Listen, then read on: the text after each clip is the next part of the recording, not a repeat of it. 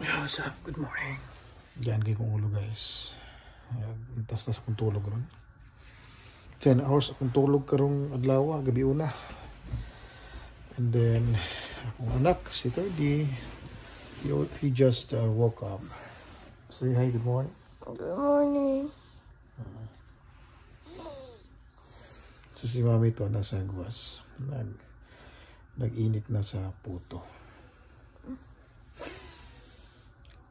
Kapoy. So, ugma guys, back to work na po tayo. Then, anyway, 3 days sa matong work tomorrow. So, maroon akong hangyo guys. Follow lang yun mo always kay buhon kaluyan ta. Di na ta maglisod o hatag og tabang sa mga nagkinahanglan diya bisan asa. So, maroon na to ang panikamutan guys. Kaya nakatatak na sa HRBS, Helping Restore the Bayanihan Spirit. So, maganin mo kasi yan na to since na the time na napata sa San Carlos. No? Ubay-ubay nga itong mga natabangan. So, makamingaw ang San Carlos guys. Very magod sa US. Although, ang wala pa nakaabot ng US, makaingon yun nga hayahay ang amugaway ang life. Labi na kuno sa mga Pilipino nga naadiri sa US. Yes, that's true. Pero may kuha na siya. May kabaliktaran na siya guys. Kapoy ang trabaho din eh. Ma-professional man, ma-skilled man, laborer, kapoy. O nga naman, unsa may nakakapoy diri guys. Kaya ang imong sweldo, dili tanan buo makuha nimo. Kaya nga naman, grabe ka dagkog taxes. Every paycheck, ginakaltasan ka og tax sa government. Para man as self namo din eh. Kay lisod og wala kay health insurance diri sa US. Kay kung magpa-hospital ka, magpa-check up ka, hundreds of dollars ang imong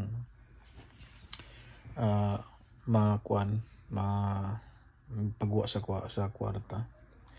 Like me, kung magpagabot kag ngipon, mo range kid siya na sa mga $500. So, kaya ko naman ko insurance, last time napag-abot ko ngipon. So, nigasto ako $136. Pero dako na gyapon na siya kayo. Then, naka-advantage lang. O, ipadala ni mong kwarta sa Pinas, okay. Dako gid siya. Kumpara og magasto ka din eh. So, gasulod kag dollars sa mong pocket. Gagwa ko kag dollars sa mong pocket. So, gamay ra gyapon. So, muna ikaw, tamaran ka diri sa US, inutil ka, kinanglan ka, laban gud sa mga Pinoy diri na mga double job, triple jobs ang naa dali. Like nako, karo mo ko mag part-time, focus sa mga kong work karon. Pero sometimes naam ko yung mga kinahanglan nga mag part-time gid ko. So, 3 days kong gapahuway. So, naman ko sa balay, gapahuway, maglakaw rami, maglimpyo, sa nga himuon. Muna dari ang routine sa inambuhi na mo sa Amerika. Fortunately, naami sa Nebraska, makasave yun kay. Unlike sa mga tugag Florida, Chicago, and then asa pa na Texas, New York, kana lisod kayo ka makasave diya kay daghan kay mga mandani ni mag unsay gastos niya. Kita di man ta materialistic guys. Okay ramang itag pinobrig ha po natong lifestyle diri December man di sa probinsya. So way problema. And then og nalagi chance nga may million ta nga dolyares no nami lagi ipalik og Pilipinas. So kaniya mong preparation diri future ni sa mong anak. 30 ang taliabot na mong kaduhang anak puhon mo retire siguro ko di ko mo stay for good diri sa US. Balik ko Pilipinas kay dako mang budget. Nindot dagag advantages diri guys dagan. Kay kung magtrabaho mo ka sa US, ka straight kag work sa company nimo, pag mo retire ka or mo out ka na jud kay kwartang makuha. Alag sa Pilipinas, ug work ka, wala kay work, wala kay kwarta. Diri ug wa kay work, na kay kwarta kay na kay gitawag nilang 401k. So kung ang disadvantage lang ano 401k og imong kuhaan na siya almost 50% or 30 to 40% nga taxes sa government. Kunyari na kay 30,000 nga na save sa imong 401k. So kuhaan lang big 40%. So butan na lang to 50% para sa yun pag-ihap. Ya imong 30,000 mahimo na lang 15,000. Makuha na nimo. So mo na yang uban mahulat gid at the age of 60, 50, 65 depende sa ilang na-enroll silang retirement. Ulaton gid ang laki para makuha nilang buo, guys. So mo na say advantages diri sa US nga kanang retirement nimo. Bantay mo anang muli nga gikan sa Amerika, di na mo balik daghang kwarta. Tungo na silang retirement sa 401k nila na. So kita bata pa ta, taas pang asin na tong kaunon nga usa ta mo retire dre.